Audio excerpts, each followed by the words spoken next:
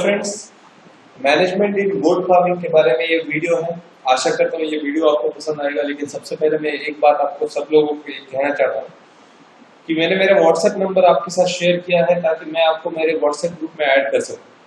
जिन लोगों को मुझे यानी मेरे व्हाट्सएप ग्रुप में ऐड होना है वो ये नंबर पे डायरेक्टली मुझे मैसेज कर सकते हैं, या इसी वीडियो के डिस्क्रिप्शन बॉक्स में मैंने मेरा व्हाट्सएप ग्रुप का लिंक शेयर किया हुआ है।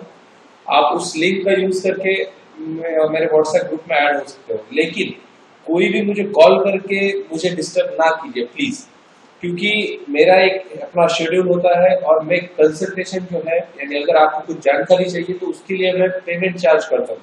लेकिन मैं ये मैक्सिमम ये ट्राई कर रहा हूँ कि आप लोगों तक मैं फ्री में आप सब लोगों को जो है मेरा जितना भी नॉलेज है मैं आप सब लोगों को अपने वीडियोस थ्रू प्रोवाइड कर सकूँ। इसलिए आप मेरे वीडियोस देखिए, मेरे चैनल को सब्सक्राइब कीजिए ताकि मेरे जितने भी आने वाले वीडियोस हैं उसके बारे में भी आपको नोटिफिकेशन मिले। लेकिन आप मुझे हर एक बात के लिए कॉल मत कीजिए, क्योंकि अगर आप मुझसे बात करना चाहते हो तो मैं एक दिन के लिए मैं कुछ चार्ज करता हूँ, उसके बारे में भी एक वीडियो है वो आप देख लीजिए। तो आइए दोस्तों, अभी हम देखेंगे मैनेजमेंट इन गोट फार्मिंग मतलब क्या है, कि गोट फार्मिंग में किस चीज का मैनेजमेंट है और क्या क्या उस गोट फार्मिंग के लिए इम्पोर्टेंट है। तो सबसे पहले हम चलते हैं जो इम्पोर्टेंट पॉइंट्स है कि गोट फार्मिंग में जो मैनेजमेंट के इम्पोर्टेंट पॉइंट्स है उसके बारे में। तो सबसे पहला जो पॉइंट है, अभी मैं पहले जो पॉइंट्स है वो बताऊंगा, उसके बाद हर एक पॉइंट को एक्सप्लेन करूंगा। तो सबसे पहला पॉइंट है आता है मैनेजमेंट ऑफ रिकॉर्ड बुक्स, उसके बाद आता है डीवर्मिंग ऑफ गोट्स, उसके बाद आता है कैल्शियम मैनेजमेंट फॉर गोट, उसके बाद है मैनेजमेंट ऑफ फूड, उसके बाद है management of vaccination, goats, labour, shed and supporting business. तो आइए दोस्तों, अभी एक एक पॉइंट मैं आपको क्या यानी किस तरह से इंपॉर्टेंट है उसके बारे में बोलता हूँ। तो सबसे पहले आते हैं हम मैनेजमेंट ऑफ रिकॉर्ड बुक्स। अभी रिकॉर्ड बुक्स मतलब क्या है कि जितने भी आप यानी जब भी जितने भी लोग गोट फार्मिंग करना चाहते हैं उनके लिए सबसे फर्स्ट थिंग जो है, इंपॉर्टेंट थिंग जो है वो है कि वो रिकॉर्ड बुक किस तरह से मेंटेन कर रहे हैं, ताकि जितने भी आपको उसमें से आप जितना भी आप उसमें इन्वेस्ट कर रहे हो या आपको गोट फार्मिंग में से जितना भी आपको प्रॉफिट हो रहा है वो एक कैलकुलेशन के लिए इजी जाता है, और आपकी गलती कहाँ पे हो रही है ये आपको इमीडिएटली समझ में आ जाएगा।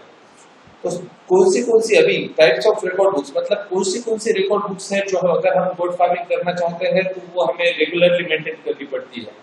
तो सबसे पहले रिकॉर्ड बुक जो है वो है रिकॉर्ड बुक फॉर गोट्स, यानी आपकी बकरियों के लिए एक रिकॉर्ड बुक आपको रखना पड़ेगा, जिसमें उस बकरी का नाम, यानी नाम का मतलब अभी हर एक बकरी को हम नाम तो नहीं दे सकते, इसलिए एक सबसे इजी वे है कि आप उसको एक नंबरिंग कीजिए या टैगिंग कर दीजिए, ताकि उसके बकरी के गले में एक नंबर डाल दीजिए और उस नंबर से उसका नाम रिप्रेजेंट कीजिए, और उस बकरी का लेते वक्त उस बकरी का एज और उस बकरी का वजन कितना है ये उस रिकॉर्ड बुक में मेंटेन करना है।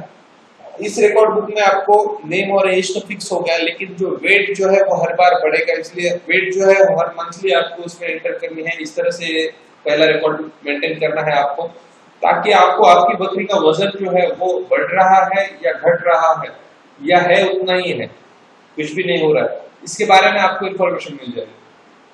उसके बाद आता है record book for pregnant goats, यानी प्रेग्नेंट गोट्स के लिए भी रिकॉर्ड बुक मतलब क्या है कि जो आपकी बकरी की है, सपोज आपके पास 20 बकरियां हैं, उस 20 बकरियों में आपने हर एक बकरी को एक एक नंबर दिया हुआ है, सपोज 1 नंबर से लेके 20 नंबर तक। लेकिन मान लीजिए कि 9 नंबर की बकरी जो है वो आज की डेट में उसका यानी हिट पे है और आज की डेट में उसका मीटिंग हुआ है, तो आपको उस प्रेग्नेंट गोट के लिए ये एक रिकॉर्ड बुक मेंटेन करना है कि उसका मीटिंग किस डेट में हुआ है, उसका डिलीवरी कब हुआ है, और डिलीवरी होने के बाद वो फिर से हिट पे कब आई है, यानी फिर से वो ब्रीडिंग के लिए रेडी कब हुई है, ताकि आपको ये पता चल जाए कि सपोज आपके पास 20 बकरियां है, तो 20 बकरियों में हमारा कैलकुलेशन ऐसा रहता है कि बकरी 1 साल में 2 बार प्रेग्नेंट होती है, तो ऐसा तो नहीं होता है, 1.5 साल में 2 बार होती है। तो एक्चुअल जब आप ये रिकॉर्ड बुक मेंटेन करोगे तो आपको समझ में आएगा कि भाई मेरी जो बकरी है 9 नंबर की वो एक यानी लास्ट टाइम इस टाइम पे हिट पे आई थी, उसने इतने दिनों में बच्चे दिए और फिर से वो कब हिट पे आई, ताकि आपको ये पता चले कि आपकी बकरी को जो है वो फीड सप्लीमेंट, मेडिकल सप्लीमेंट जो है वो अच्छी रेगुलर तरीके से मिल रही है या नहीं, क्योंकि इनमें से कोई भी अगर कुछ भी एक कम होता है तो जो उसका यानी रिप्रोडक्शन पीरियड है उसका टाइम जो है वो बढ़ जाता है। इसलिए आपको ये बुक मेंटेन करना बहुत ज्यादा इंपॉर्टेंट है। उसके बाद आता है रिकॉर्ड बुक फॉर गोट्स, यानी हु गॉट डिलीवर्ड, यानी जिन बकरियों की डिलीवरी हो चुकी है उनके लिए भी एक रिकॉर्ड बुक मेंटेन करना पड़ता है, ताकि उन बच्चों, सपोज एक बकरी ने 3 बच्चे दिए, तो आपको उस रिकॉर्ड बुक में आप लिख सकते हो कि इस बकरी ने इतना दिया, उसमें से सपोज एक बच्चा मर गया, 2 बच्चे लाइव है, तो वो एक एनालिसिस के लिए अच्छा हो जाएगा।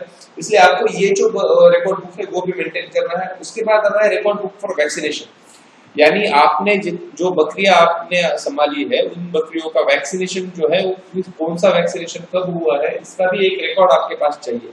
क्योंकि दोस्तों जब भी मैं किसी शेड को विजिट करता हूँ, यानी जो भी कोई मेरा पेड कंसल्टेशन लेके मुझे अपने शेड पे बुलाता है, तब मैं जाके जब ये इन सारी चीजों के बारे में इंक्वायरी करता हूँ, तो उनके जो आंसर्स है वो पूरा, यानी एक सर्टेन आंसर, यानी परफेक्ट आंसर कोई भी नहीं दे पाता। हाँ इसका एज इतना होगा या इसका वैक्सीनेशन किया होगा, ऐसे ऐसे होगा नहीं होगा। तो ये जो है, ये जो बातें हैं, ये कोई भी बिजनेस करते वक्त ऐसा बिजनेस नहीं किया जा सकता। इसलिए आपको हर एक चीज का रिकॉर्ड रखना बहुत इंपॉर्टेंट है। उसके बाद है record book for sale and purchase. अभी सेल एंड परचेस मतलब आपने बकरी ली कितने को, और आपने उस बकरी से आपको कितने बच्चे मिले, और उस बकरी के बाद में आपने कितने बच्चे बेचे। तो इसका जो रिकॉर्ड है वो बकरी के रिकॉर्ड फॉर सेल, यानी आपने जो खरीदी है और आपने जो बेची है, इसके रिकॉर्ड बुक, इसका एक रिकॉर्ड बुक है, उसमें आपको इसका रिकॉर्ड भी मेंटेन करना है।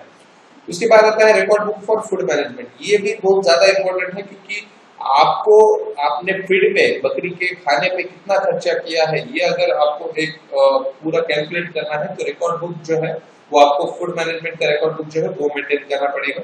और सबसे लास्ट में है, और जो कि सबसे इंपॉर्टेंट भी है, वो है record book for miscellaneous expenditure. Suppose आपने आपका बकरी का शेड बनाया हुआ है, तो उसके लिए, उस बकरी के शेड के लिए, मेंटेनेंस के लिए आपने कितना खर्चा किया है। सपोज आपकी बकरी के शेड में एक 10-15 लाइट के बल्ब बिठाए, आपने बल्ब बिठाए हुए हैं, सीएफएल बिठाए हुए हैं, लेकिन कुछ शॉर्ट सर्किट हो जाता है वो बकरी का, तो वो जो सीएफएल से वो पूरे जल जाते हैं, आपको फिर से नए बिठाने पड़ते हैं सपोज।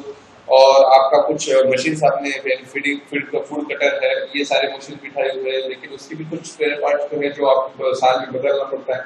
ये सारी चीजों का जो मिसलेनियस एक्सपेंडिचर है वो एक साल में कितना हुआ, ये भी आपको आपके पास उसका एक रिकॉर्ड होना बहुत इंपॉर्टेंट है, ताकि आपको एक्चुअल प्रॉफिट जो है वो कितना होता है, या प्रॉफिट में अपना गुड फॉर्म प्रॉफिट में चल रहा है या लॉस में चल रहा है, इसका एक कैलकुलेशन मिल जाएगा। जिन लोगों को ये रिकॉर्ड बुक्स चाहिए वो लोग मेरा बुक जो है वो बुक खरीद सकते हैं। उस बुक में ये सारे रिकॉर्ड बुक्स के फॉर्मेट जो है वो दिए हुए हैं। तो आपको ये रिकॉर्ड बुक जो है वो मेंटेन करने ही करने हैं, ताकि आप एक अच्छे तरीके से गुड फार्मिंग में एक्चुअल प्रॉफिट जो है वो निकाल पाए। क्योंकि बहुत सारे लोगों को समझ में नहीं आता कि कब पैसा खत्म होगा, लेकिन फिर भी प्रॉफिट जो है वो हमें नहीं मिल पाया। और बहुत सारे लोग कंफ्यूज है कि मैं जो गुड फार्मिंग कर रहा हूँ उसमें मुझे प्रॉफिट है या नहीं है। तो ये सारे कंफ्यूजन का सोल्यूशन और एक अच्छा गुड फार्मिंग जो एक सक्सेसफुल वे में रन करना है, उसके लिए आपको ये जो रिकॉर्ड बुक का मैनेजमेंट है वो बहुत बहुत ज्यादा इंपॉर्टेंट है, और बहुत ज्यादा इंपॉर्टेंट है, ताकि आप सारे रिकॉर्ड के हिसाब से आपका प्रॉफिट जो है वो कैलकुलेट कर सके। अभी दूसरा जो पार्ट आता है डिवर्मिंग ऑफ गोट्स। अभी डिवर्मिंग के जो है वो बकरियों के लिए, बाद में बकरे के लिए, बाद में उन बकरियों के बच्चों के लिए, और प्रेग्नेंट गोट के लिए, ये 4 तरीकों में आता है। तो ये डिवर्मिंग ऑफ गोट्स है, इसके लिए सेपरेट एक मेरा वीडियो है, आप वो वीडियो देख लीजिए, ताकि उसमें आपको पूरा समझ में आ जाएगा कि डिवर्मिंग जो है गोट का वो किस तरीके से की जाती है। क्योंकि बकरियों की, बड़ी बकरियों के लिए डिवर्मिंग का जो मेडिसिन है वो अलग अलग, यानी अलग क्वांटिटी में देना पड़ता है, बकरे के लिए अलग क्वांटिटी में देना पड़ता है, बच्चों के लिए अलग क्वांटिटी में देना पड़ता है, और प्रेग्नेंट गोट्स के लिए मैं प्रिफर करता हूँ कि ना दे, और अगर देने की कंडीशन है तो मैक्सिमम बकरी अगर 2 महीने तक है कि प्रेग्नेंट है तभी दे, उसके आगे अगर होगी तो मत दे, क्योंकि उसमें बकरी के अबॉर्शन का चांसेस बहुत ज्यादा होता है। और जब भी आपको डिवर्मिंग करना है तो उसका एक शेड्यूल फॉलो करना है मंथ टू मंथ, और उसी टाइम में आपको डिवर्मिंग करना है। इसलिए डिवर्मिंग का जो रिकॉर्ड बुक है वो भी आपको मेंटेन करना पड़ेगा, ताकि आपको ये पता चले कि आपने किस डिवर्मर से किस डेट में डिवर्मिंग की थी, और नेक्स्ट डेट ड्यू डेट क्या है डिवर्मिंग की। उसके बाद आता है कैल्शियम मैनेजमेंट फॉर गोट, यानी आप अगर बकरी पालन कर रहे हो तो बकरियों को कैल्शियम की कमी ना हो, इसकी आप सब लोगों को एक बहुत ज्यादा ध्यान देना है कि बकरियों को जो है वो कैल्शियम की कमी ना हो। अभी कैल्शियम की कमी ना होने के लिए आप दो तरीके से कर सकते हो। एक जो कैल्शियम जो है, आप कैल्शियम के ब्रिक्स यानी कैल्शियम स्टोन्स जो मिलते हैं बाजार में, वो आप आपके शेड में लगा दीजिए, हर तरफ लटका दीजिए, ताकि जिन बकरियों को कैल्शियम की कमी है वो जाएंगी और वो खुद खा, उनको जितना खाना चाहती है वो बकरियां वो डायरेक्टली वो कैल्शियम स्टोन जो खाती है। दूसरा जो आता है कैल्शियम की जो लिक्विड्स आते हैं, कैल्शियम की जो दवाइयां है वो यानी जो सिरप्स है, वो आप डायरेक्टली जहां बकरी पानी पी रही है उसमें डाल दीजिए, ताकि सारी बकरियों को जो कैल्शियम जो है वो मिल जाए। लेकिन उसमें ये ड्रॉबैक है कि जितना आप कैल्शियम बकरियों को यानी जिस मात्रा में देना चाहते हैं वो नहीं दे पाते, क्योंकि कोई बकरी कम पानी पीती है, कोई बकरी ज्यादा पानी पीती है। तो किसी को कैल्शियम सप्लीमेंट जो है वो ज्यादा मिल जाएगा, किसी को कम मिल जाएगा। इसलिए आपको एक काम करना है कि कैल्शियम ब्रिक्स जो है यानी कैल्शियम के जो स्टोन्स रहते हैं वही आप खरीदी यानी परचेस कर लीजिए और वही आपके बकरियों के शेड में लगा दीजिए, ताकि आपको मैक्सिमम जो है कैल्शियम डिफिशियंसी का जो एक टाइप है बकरियों में, जिसकी वजह से बहुत वीकनेस आता है बकरियों में, वो उससे आप दूर रह सके। और तीसरा सबसे इम्पोर्टेंट पॉइंट आता है कि बकरियों को लिवर टॉनिक यूज कीजिए, ताकि उससे क्या होता है कि बकरी का लिवर जो है वो अच्छी तरीके से फंक्शनिंग करता है, जिससे बकरी जितना खाती है उसका 90% जो है वो उसका यानी उसका 90% जो है वो यानी डिकम्पोज कर पाती है। नहीं तो बाकी जो है वो पूरा वेस्ट चला जाता है अगर लिवर टॉनिक बकरी को कम हुआ तो, या अगर बकरी की लिवर की लोड आया। तो कैल्शियम का मैनेजमेंट फॉर बकरियों के लिए बहुत ज्यादा इंपॉर्टेंट है। उसके बाद आता है मैनेजमेंट ऑफ फूड। तो मैनेजमेंट ऑफ फूड में भी 4 टाइप आते हैं। अभी ये 4 टाइप कौन से है कि आपको बकरी के यानी जो बकरियां है, जो प्रेग्नेंट बकरियां नहीं है, सिर्फ बकरियां जो है आपकी शेड में, तो उसके लिए फीड का अरेंजमेंट आपको अलग से करना है। जो बकरे हैं उनको लिए अलग से फीड का मैनेजमेंट करना है। जो प्रेग्नेंट गोट्स है उनके लिए भी अलग से फूड का मैनेजमेंट करना है, और जो बच्चे हैं उनके लिए भी अलग से फूड आपको रखना है। क्योंकि अभी आप कहोगे कि जो बकरी के लिए हमने खाना रखा है, बकरी के खाने के लिए हमने जो रखा है वही हम प्रेग्नेंट गोट्स को भी रखेंगे, लेकिन उसमें प्रॉब्लम क्या होता है कि खाते हुए बकरियां एक दूसरे को मारती है। और दूसरा जो प्रेग्नेंट गोट है उनके लिए कैल्शियम सप्लीमेंट, प्रोटीन सप्लीमेंट और विटामिन का जो है वो बहुत ज्यादा रिक्वायरमेंट होता है, क्योंकि उनके पेट में जो है दूसरे बच्चे पल रहे होते हैं, वो बकरी के शरीर का मैक्सिमम कैल्शियम एब्जॉर्ब कर लेते हैं। तो उसकी वजह से प्रेग्नेंट बकरी जो है वो बहुत ज्यादा वीक हो जाती है। और अगर बकरी की डिलीवरी भी हो जाए तो बकरी को दूध जो है वो ज्यादा मात्रा में नहीं आता, जिसकी वजह से जो डिलीवरी हुई होने के बाद जो बच्चे होते हैं वो एक तो वीक पैदा हो जाते हैं, या उनको दूध ना मिलने की वजह से वो मरने के चांसेस उनके ज्यादा बढ़ जाते हैं। इसलिए जो प्रेग्नेंट गोट है उसके लिए कैल्शियम सप्लीमेंट जो है वो खाने में हमेशा रहना चाहिए, प्रोटीन्स भी हमेशा रहने चाहिए, और विटामिन भी मैक्सिमम, और फैट, ये तीनों चारों चीजें जो है वो मैक्सिमम रहनी चाहिए। वही लेकिन जो प्रेग्नेंट गोट्स नहीं है उनके लिए इतना ज्यादा खर्चा करने की जरूरत नहीं है। और जो बकरे हैं उनके लिए भी जो वेट गेन के लिए लिवर टॉनिक जो है वो हमेशा उनके खाने में रहना चाहिए, ताकि उनका वेट जो है वो ज्यादा से ज्यादा बढ़ सके, जिसके वजह से आपको प्रॉफिट भी ज्यादा मिले। और चौथा जो है वो आता है बच्चों के लिए खाने का अलग से मैनेजमेंट करना पड़ेगा, क्योंकि जो बच्चे रहते हैं बकरियों के, वो अक्सर क्या होता है कि जब भी वो खा रहे रहते हैं तो बड़ी बकरियां उनको ढकेल देती है एक साइड में, नहीं तो मारती है। तो उसकी वजह से बच्चे जो है वो इंजर्ड हो सकते हैं, उनको खाने के लिए ज्यादा मात्रा में जो चाहिए वो भी नहीं मिल पाता। इसे और उनका खाना जो है वो इनिशियली स्टेज में थोड़ा कम रहता है, उसके बाद बढ़ता है। तो उस स्टेज में आपको जब कम खाते हैं तब आपको उनकी तरफ ध्यान देना चाहिए। इसलिए ये मैनेजमेंट जो है फूड का वो भी बहुत ज्यादा इम्पोर्टेंट है बकरियों में। और इसके जो बकरियों का फूड के बारे में जो एक मेरा सेपरेट वीडियो भी है वो भी आप देख लीजिए, ताकि आपको पता चले कि कौन सा फूड जो है वो बकरियों को दे, कौन सा फूड जो है वो बकरों को दे, कौन सा फूड प्रेग्नेंट गोट्स को दे, और कौन सा फूड बच्चों को दे। इसके लिए मेरा एक सेपरेट वीडियो है। जिनको फूड के बारे में कुछ इन्फॉर्मेशन चाहिए वो वीडियो आप देख सकते हो। उसके बाद आता है मैनेजमेंट ऑफ वैक्सीनेशन। तो मैनेजमेंट ऑफ वैक्सीनेशन में भी मेरा एक सेपरेटली वीडियो है। आपको वैक्सीनेशन किस तरह से करना है, डीवर्मिंग क्या है, बूस्टर डोज क्या है, और उसका टाइम मैनेजमेंट क्या है, इसके बारे में एक सेपरेटली वीडियो है, ताकि आपको ज्यादा से ज्यादा इंफॉर्मेशन उसमें से मिले। और कौन सी वैक्सीन करना है इसके बारे में, और किस मंथ में करना है इसके बारे में वो वीडियो है। जिन लोगों को वैक्सीनेशन के लिए इंफॉर्मेशन चाहिए वो वीडियो देख सकते हैं। अगर वो वीडियो आपको नहीं मिल रहा है तो कमेंट बॉक्स में कमेंट कीजिए, मैं आपको वहां पे लिंक शेयर कर देता हूँ उस वीडियो की। लेकिन मैं ब्रीफली बोल देता हूँ कि जब भी आपको वैक्सीनेशन करना है तो आपको सबसे पहले डीवर्मिंग करनी होती है। जिस वैक्सीन का बूस्टर डोज देना होता है उस वैक्सीन का बूस्टर डोज 21 दिन के बाद फिर से रिपीट करना पड़ता है। और इस वैक्सीनेशन में टाइम मैनेजमेंट का इंपॉर्टेंस इसलिए है कि ताकि आप जो वैक्सीन जिस मंथ में जिस टाइम पे देना है उसी टाइम को आपको देना पड़ता है। अगर टाइम जाने के बाद आप देते हो तो उस वैक्सीन का उस बकरी को कुछ फायदा नहीं होता, लेकिन आपको तो जितना खर्चा होना है उतना होता है। उसके बाद आता है मैनेजमेंट ऑफ गोट्स। अरे मैनेजमेंट ऑफ गोट्स मतलब क्या है कि बकरी का मैनेजमेंट अलग से करना पड़ता है आपको आपके शेड में, बकरे का मैनेजमेंट आपको अलग से करना पड़ता है। उसके बाद प्रेग्नेंट बकरियां जो है उनके लिए भी एक सेपरेटली अरेंजमेंट करना पड़ेगा आपको, और जो बच्चे हैं उनके लिए भी सेपरेट मैनेजमेंट करना पड़ेगा।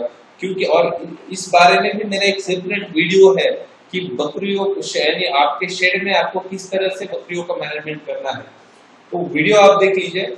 लेकिन ब्रीफ में मैं बोलता हूँ कि बकरी को, जो बकरियां प्रेग्नेंट नहीं है उनके लिए आपको शेड में अलग से कंपार्टमेंट बना पड़ेगा ताकि वो बकरियां किसी दूसरी बकरी को ना मारे।